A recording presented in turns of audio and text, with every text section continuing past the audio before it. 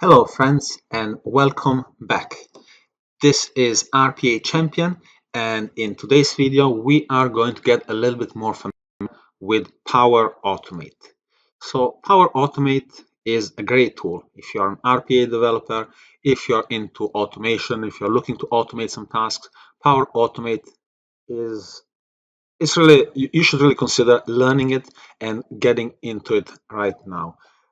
Just before we create a automated flow, I wanted to show you a little bit about the competition of Power Automate right now. So Power Automate is currently competing with UiPath, Automation Anywhere, and other RPA tools. Why? Because Microsoft has purchased Softmotive, which is a RPA technology that gives a lot of enhanced features to the flows that you create.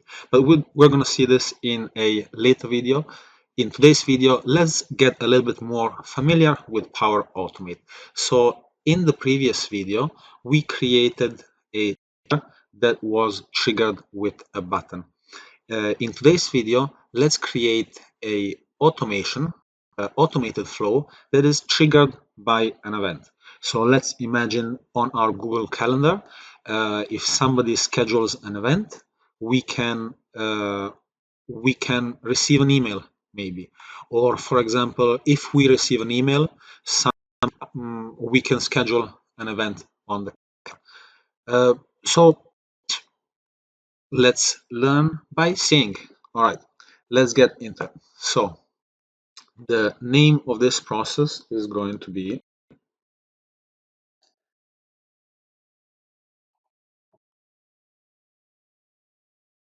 I will just call it flowchart.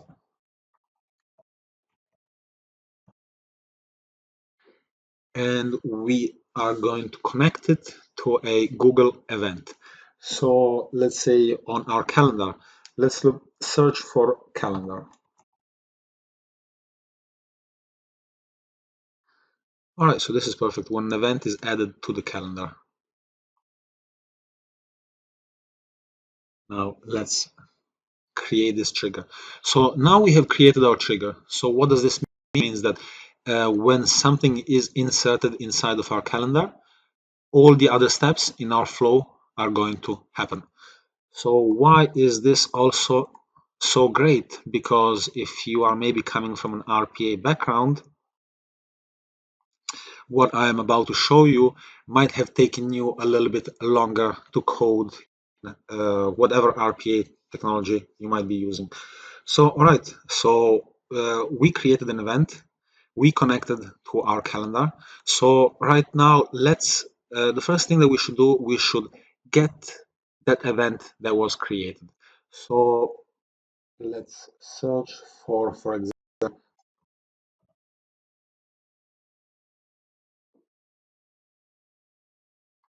let's search for the calendar and let's see inside of Google Calendar, what are the different options that we can use.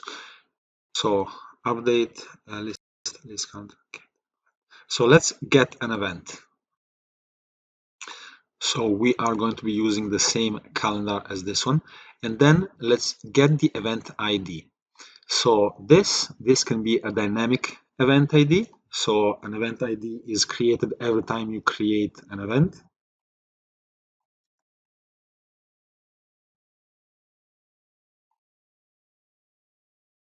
And when you add the event ID, now we are getting all of the information of the event that was just inserted inside of your calendar.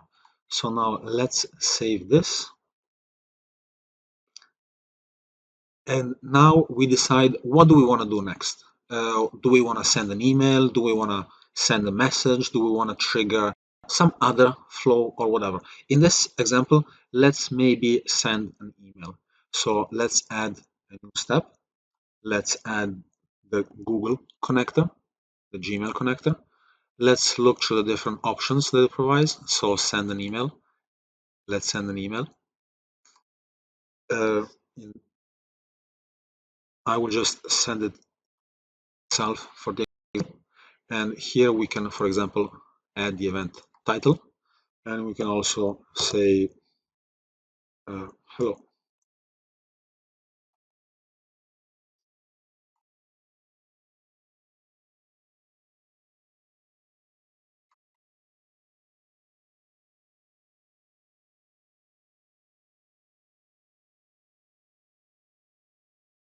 Let's add a few more details. So event description, event title, apologize for that, event location, and that should do it. All right, I think we have a pretty good example that is ready. We can save and we can test this automation. So now that we have saved it, let's test it. Let's test it manually. So let's review it one more time. So what should happen? We created an event handler that is gonna listen on our Google Calendar every time that we schedule an event. So for example, right now, hello, hello world, we should receive an email with the information of the event. So let's just maybe schedule another one for the fun of it, and let's save it. So in our inbox, we should receive now two emails. Here we go.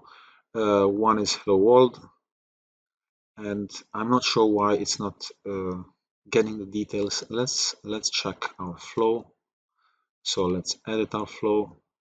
Let's go back here inside the email, event location and event description. That is because we did not provide this information. All right, so save.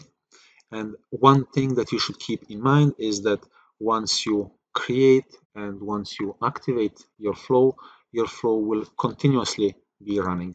So it will be running, it will be deployed already, it will be in the cloud, and you don't have to trigger it in any way. It will be triggered when you insert a new event on your calendar. So let's try again. But this time, let's add a little bit more details.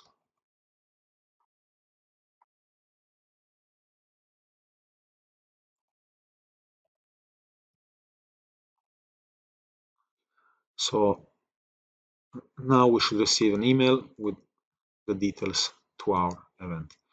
Here we go. We have just created an automation that otherwise maybe using a tool, a more traditional RPA tool, could have taken a little bit longer. So I hope with this you got a little bit more familiar with PowerAutomate. I really encourage you to discover it and try it for yourself. So create an account, go into PowerAutomate and create a few processes. It's really easy and it's really straightforward. Thank you so much for watching. I really hope to see you in the next video.